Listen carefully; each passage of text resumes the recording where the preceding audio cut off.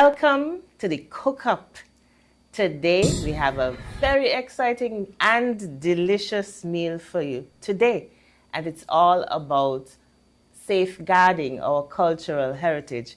I actually have 3 gentlemen in studio today, so I feel very special. I can hold it down with them today.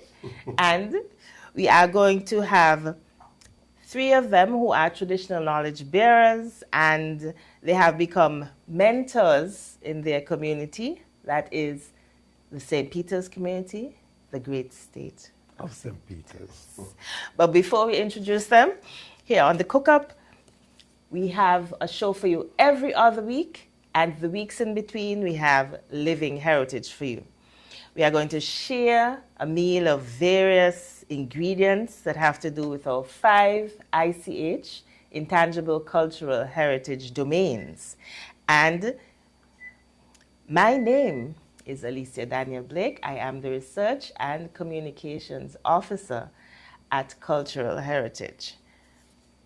You can check out the other show that I just mentioned to you, as well as our shows from this year and last year on our Facebook at ICH SKN or SKN ICH, and YouTube at St. Kitts Culture, and Instagram at Cultural Heritage SKN.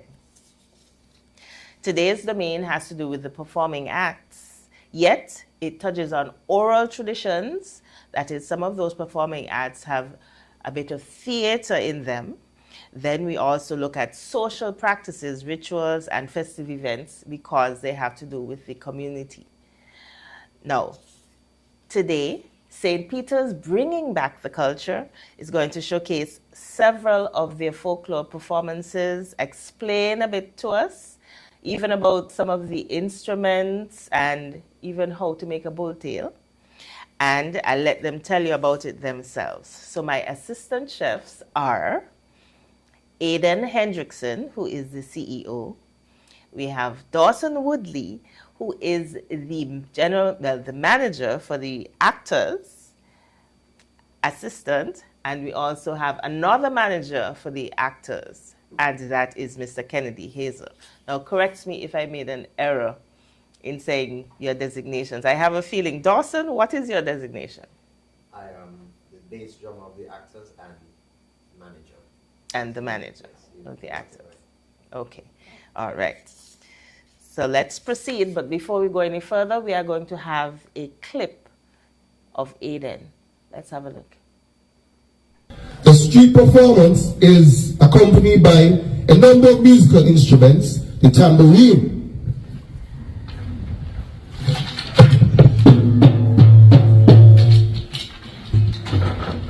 the shak-shak, the tom-tom drum, the bahu, what is this called? Baha. And a triangle. Now, someone asked the question, how do we play it? Okay. Now, the triangle, we usually use a piece of steel. I don't have the steel with me right now, but it goes ting, ting, ting, ting, ting, ting. Yeah. All right. So, Aidan, why were you showing those young people the instrument? And which school was that? That's the Halliday Smith Primary School, formerly known as the Irish Town Primary School. Now, the guidance counselor of that school contacted me to give a brief history of the bull play, seeing as though it was Black History Month. So that is why I was at the school. And how are instruments critical to not only the bull play, but folklore? Can you imagine a folklore performance without music? No, you can't. The musicians play an essential role in the folklore art form. Without musicians, you can't dance. And the dancers usually feed off of the energy of the musicians.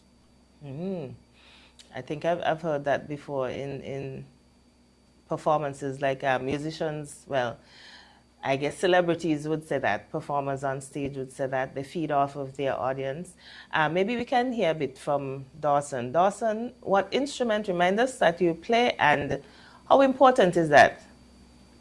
I play the bass drum, and I'm responsible for keeping the rhythm, the pace of the music. If I'm off, I throw off natural, I throw off the dancers. So the music is, I would say, it's the most important part of the dancers, as of the cultural form. As Aidan said, without music, you can't dance. So we heard your nickname, Natural, Kennedy. So explain your instrument and the role. My instrument is the kettle drum. That control the whole thing in time of, even for the jumping, you have different, a special sound that you make, we call it the call up. Long time when we had the fifer used to join in with the call up. But most time now we don't have no fife, so I use the kettle drum for the call up. So how can we safeguard that then in terms of making sure that we have fifes? I know Nevis has the full string band instrument, and you mentioned something that is a concern.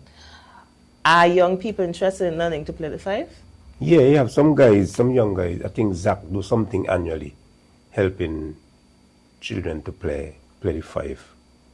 But I think with music, depends on the instrument, the youngsters they get shy. Because if I blind five and my friend playing something that look a little attractive, I feel everybody want to do the same thing. So I think one of the key things that you mentioned is how persons think that they're appearing in the audience's eyes. So I guess that is, but the fife is yet a very critical instrument when it comes to folklore. Yeah, that's sweet music. It is, okay. So let's find out a bit about St. Peter's bringing back the culture. How did it come about? Maybe Aidan can address that one. Now, the St. Peter's bringing back the culture originally started as a community police outreach program for the youths. So in 2018, under the umbrella of the St. Peter's Explorers Youth Club, I created a bull from using those children, those youths. And then from there, we keep adding an additional troop every year. So how many do you have? Currently, we have six groups. And all the youngsters are under 18, or you have some are a little older? Well, we have, for example, we have the St. Peter's actors. We were supposed to have two groups, which would have been an adult group and a junior group. But right now, we just have a mixture for the actors. But we have an adult group. The adult group is Monkey Bull Troop. So that group is over the age of 18. Okay, so that's the actors and the bull. Right. And what's any other that you can mention? We have St. Peter's Cowboy Indians, St. Peter's Clowns, we have St. Peter's Explorers Bull Troop. Those persons are between the ages of 10 to 16, and then we have the Camp Culture Bull, which is from 5 to 10-year-olds. Okay. Is there any other Cowboy and Indians in St. Kitts? Nope. So tell us a bit about that. How did you go about getting the Cowboys and Indians? Since who taught them? Because, or was it research? Well, I could speak on that. It was actually researched. When we started the Cowboy in 2020, I basically had to start the skit from scratch because there was no history, no record of an actual skit until 2022, where I met up with Miss Maloney. She had a department where she dealt with revival of folklore groups and stuff like that. So I had to get the original Cowboy skit from Miss Maloney. Oh, okay. So which department was that? I think it's community development. Very nice. Okay. All right. That's good to hear that. And then, Kennedy, maybe we can bring you in here. How critical is doing things like the taking part in folk galore, which is a competition put on by Cultural Heritage, previously called the Department of Culture? Like the competition, where we give the public a chance to really see how the different groups stand out apart from each other. Because, take for instance, the mock drum bass, there is in a zone by themselves. They have no competition, just one mock drum bass. We, on the other hand, we have no competition because only we are the one doing what we do. Bulls have 4, 5, 6. Masquerade have groups, different groups. Then we have a single group again, which is the Hawaiian Indians, is in a zone by themselves. So for everybody to come together and showcase what they have and just leave it to the judges. Okay. So Dawson, would the St. Peter's actors feel threatened if another group of actors started somewhere else in the island? Or even in our sister island, Nevis? I would honestly love to see someone or a group of people with passion for the culture enough to create their own group.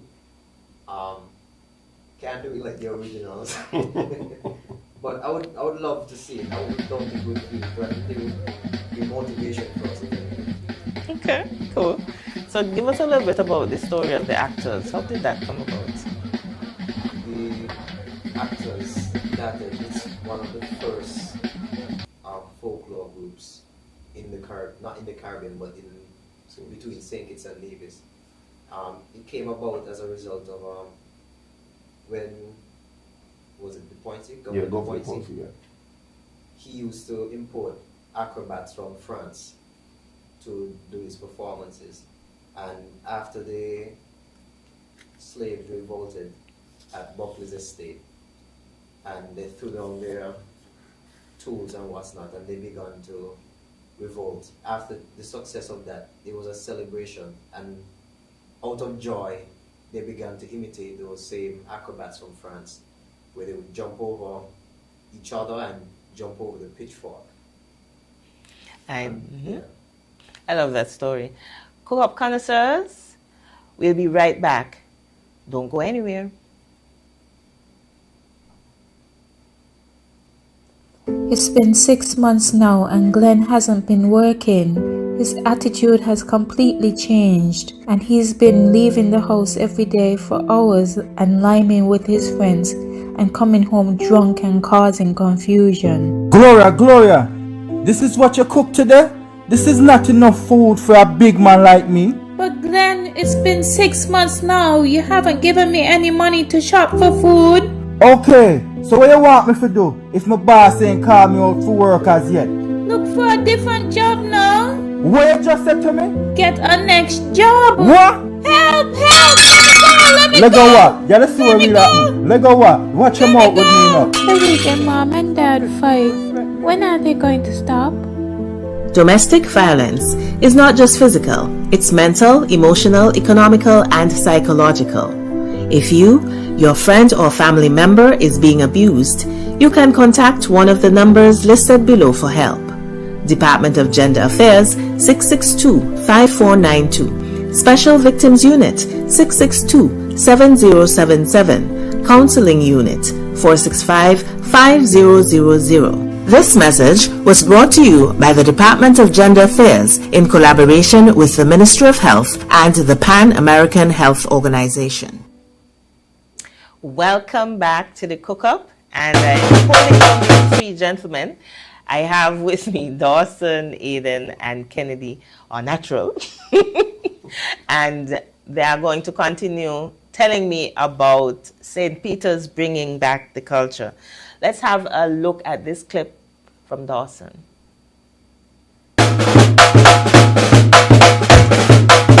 Well, here we are again, another year, another chance to defend our title as the mixed folklore champions. We're asking you to come out and help support us on the 18th of December. Let's make it 3 for 3. So that was the manager of the St. Peter's Actors. He was inviting the general public to come out to folklore, and actually we were told that it was the largest folklore that we ever had. That was last year down at the circus.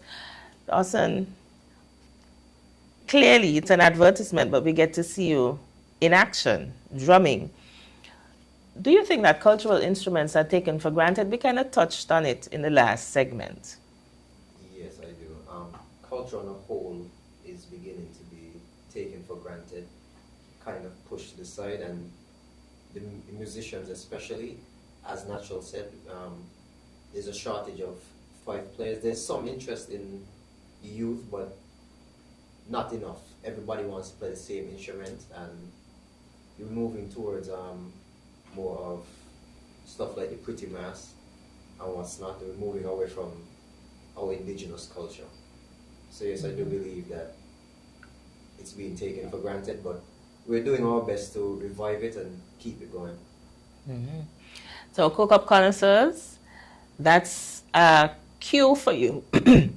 That's a cue for you to go out there and see how many young persons you can get to learn a cultural instrument. In fact, and we'll go a little bit more into this in our last segment, we actually have master classes organized by Cultural Heritage. Go on there and let us know if you would love to see a master class instructing persons in how to play the cultural instruments. Now, Dawson, back to you. When did you join St. Peter's Bringing Back the Culture, and why? Well, I joined before it was St. Peter's Bringing Back the Culture. I expressed to my mother that I had some interest in drumming, and she told me through another friend that they were having a practice up at the St. Peter's football field. So I went up there and I see what it was about, and I'll be honest with you, at first I didn't want to do it. I wasn't interested. It wasn't what I thought it was, but my mother forced me to stick with it, and at this point I'm glad she did, and I saw it through, and at this point I recognized the importance of culture. And when was it? I started in 2018, so it's been 6 years, 7 years. The group really started to go out and perform for Carnival in 2019, and we've been going strong ever since. Lovely. So what your role at that time was to a normal member or to learn your instrument? Yes, the bass drum. Did you? Go ahead. Bass drum and? It was just the bass drum. Okay. And since then, I was given the responsibility of doing a head count at different events, and keeping track of names and speaking to parents during meetings and stuff like that. And that's when I really moved up into the manager position. So Aidan, would you say he came into his own? Right. You saw the managerial skills in him? Yeah, and I fight at a very young age too, because when we would attend cultural meetings, he would be one of the first to volunteer to come with me and natural at the different meetings. So I felt, okay, maybe he has some potential, you know. So Kennedy, were you also there from the beginning? Yes. Okay. Yeah, yeah, from the beginning. I there before Dawson them born, you know. Yeah, I actually play actor, you know. It wasn't just the drumming. Okay. I play actor as a youngster. Nice. Yeah. So tell me something as well now. Back to instruments again. Previously, you were mentioning something about how we can use the bamboo in terms of a particular instrument, the baha. Can you explain a bit about that? What's the process of getting the bamboo? Well, you have to get the right size, and you have to be able to take out the joint. Every joint have a blockage. The clay straight out. And you tape up the mouth and you sound them to length. Some people get a better sound if they're longer. Some people prefer it to be shorter. Depends on how much ear you could shove to the instrument. And you can pick the bamboo any point in time? No, you can't get the bamboo any time. If the moon is bright, the wood is going to rotten. The bamboo is going to, termite will come for it. And that is something that most people would not know. So that is Probably. something. That's why I think in years ago, when people used to have grass bed, and I remember grass bed, you cut the grass off your bed, and there's like a bug, and that come from the moon. Oh, so the grass also was not supposed to be cut on the full moon. While the moon bright. Oh, Some interesting. you come and eat them. Okay, interesting. Can you let us know if there'll be any new performances, Aidan? You're going to give us the scoop, or you're going to keep that a secret? Well, I can touch on that. Okay. For this year, we're not planning on reviving any new groups. We're focusing on developing what we already have. As for next year, if we have the time and the manpower, we're thinking of bringing back David and Goliath. That would be lovely. Give us the story behind that. Well, we have a lot of research to do on it. I haven't gone through it since, but we have the skit in hand. It's just to get enough persons and to have enough time. We don't have enough time right now. We have to focus on the 100 groups that we have. So tell me, how successful have these groups? We can't help but see the trophies in front of you. How successful have these groups been? Well, I can say it's been a tremendous success. We have a slogan that we use every year.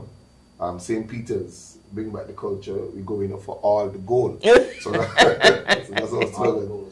So last year we were very successful. We won the bowl competition, and we won the mixed folklore competition, and then we placed third in both the bowl and the mixed folklore competition. So St. Peter's Clown came third, St. Peter's Clown Bowl came third, Monkey Bowl came first, and St. Peter's Actors came first. Yes, deserving of applause. So we need to take a short break. So cook up connoisseurs, we'll be right back. What's up with you? Girl, you look like you're off in dreamland. Focus. Focus. It's Valentine's season. Love is in the air. You not here? So Dave said he loved me and I have 24 hours to respond. I'm thinking about what I'm going to say. That doesn't need telling. When he say I love you, you simply say I love me too. What's that? And who even does that? I do. Me too. I love you too simply means I love me enough to make myself a priority. And it starts with making wise decisions. This Valentine's, I choose to abstain and to protect my name. This Valentine, I choose education. No, and this is my solemn vow. I choose to keep my virginity and maintain my dignity. Wise choice, because saying yes to him is saying no to you. I choose self-respect over self-neglect. Okay, I get it now. I love myself too. This Valentine, Dave can keep his love. At this point in life, I choose self-love. For learning to love oneself is the greatest love of all.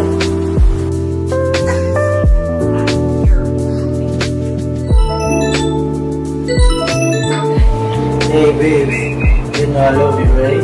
I love me too.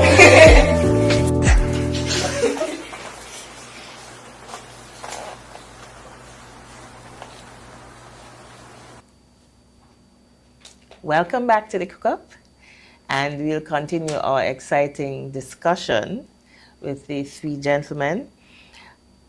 So I need each of you to give me your opinion on this. And you kind of hinted at it, maybe in a sentence or two. So very brief this time. Why should our culture be safeguarded? Maybe we can start with Kennedy. Well, probably that's how people know you. For saying kids, you have the actors. We ain't seeing it, not hearing it, no other place. So in we own little space where people have to respect you for what you do. You do it professionally. Lovely. I agree. There's no other actors anywhere in the world. Aidan? Well, when it comes to safeguarding our history and culture, I could say that St. Kitts and Nevis is the hub for folklore. Even when you speak about the masquerade story, the masquerades originated out of Nevis. And then from Nevis, it migrated to different Caribbean countries. The same with the bull. The bull originated here in St. Kitts and then it migrated to Antigua, even as far as our brothers and sisters in Santo Domingo. So our country is rich with cultural heritage, and that is why we have to ensure that it's carried on from generation to generation. Lovely. And the only way we could do that is by utilizing the children. Lovely. Dawson? Our cultural heritage it's our identity. It's something that's supposed to identify us. When people from the outside look in, what do they see? Who are the Kittitians and the Visions? As I mentioned earlier, the actors were the first folklore group out of St. Kitts and Nevis. Not many people know that. So it's important that not only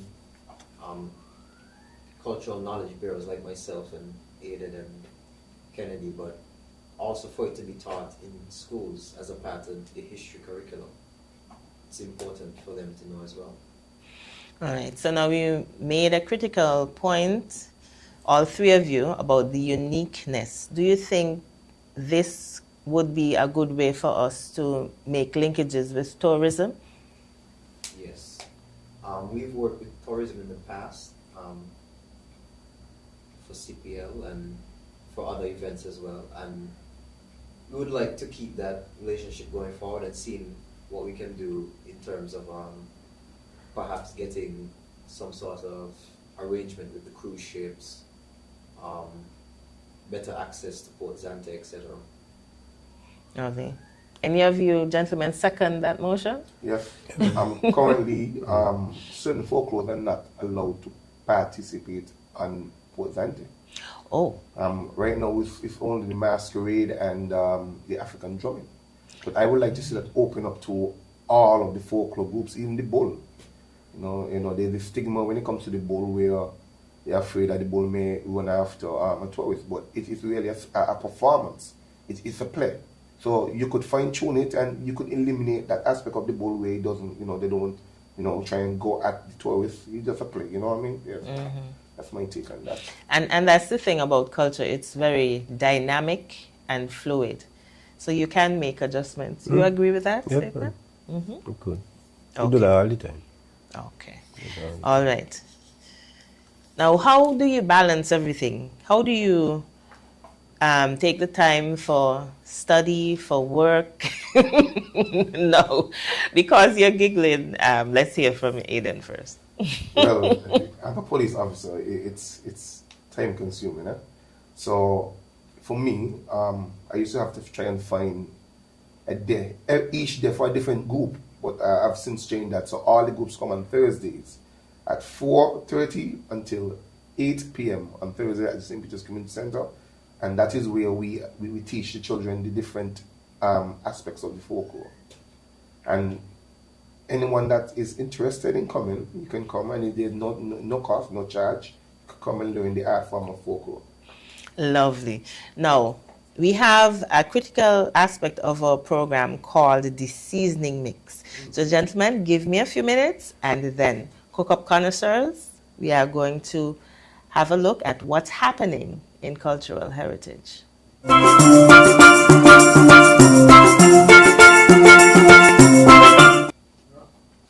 Now we have our social media sites, just a reminder for you guys. On Facebook, we are SKN-ICH or ICH-SKN. On YouTube, we are St. Hit's Culture, all one word. And on Instagram, we are Cultural Heritage SKN, all one word. Now, one of the events that we have coming up is visiting our Golden Years clubs. And these clubs are made up of our seniors in various communities, and we are just going to come in and seek some of their knowledge from them. And the first one that we are going to visit is the St. Peter's seniors. And we are going to make that visit on Tuesday, April 29th. And we want some information, because this is the best source of information that we can think of. Oh, bush medicine, gentlemen. We need to find out from our seniors what the different types of bush are good for. And we also need to find out about our oral history as well. We want to find out some of the sayings that we have in St. Kitts and Nevis, St. Kitts in particular. And so we're going to go throughout the island, and we're going to visit our seniors and discuss with them. We also have We Village Dat coming up, and this time it's the Stone Fort edition. The last one we had was at Deer Bay, and we had fun. We had great fun at Deer Bay. We lifted the community spirit, and we gave awards to some of the outstanding members in the Deer Bay community. And Stone Fort, we are coming your way on May 29th. And we are going to look at some of the highlights of Stone Fort. Of course, we had the Bloody Point massacre right there in that area. We are also going to be launching our swank competition very soon. And stay posted to our social media to find out the date for that launch. And in case you don't know, swank is not just sweet sugar water.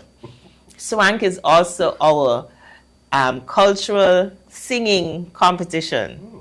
Well, I guess not just singing, but any sort of music, sweet cultural music.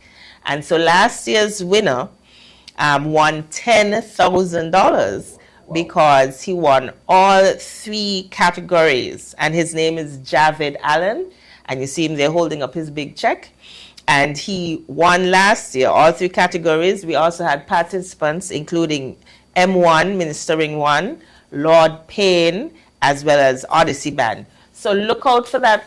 If you want to win $10,000, look out for that competition. And guess what? Javid Allen is going to be having his own music video. So that's something else that we're working on, getting in all our secrets. And also, final plug for our master classes. I mentioned it earlier. You can scan the QR code on any of our social media that I just mentioned and let us know which type of masterclass you would like to have. Whether you want to learn a cultural instrument, whether you want to learn to dance the folklore. The last masterclass and the first masterclass we had, it was about stonework laying. And we had Roosevelt Devant, and in the Old Road area, close going up by Carabel Batik, he showed how to do the traditional stonework wall. So that's the first one. But as I said, anything is possible. Just let us know, and then we'll make the arrangements for you. So cook-up connoisseurs, thank you very much for being with us. And gentlemen, maybe you can just give a goodbye. We have with us Mr. Dawson, we have Mr. Aidan, and we have Mr. Kennedy. Thank you so much for safeguarding our cultural heritage. Cook-up connoisseurs, bye until next time. Together we can safeguard our cultural heritage.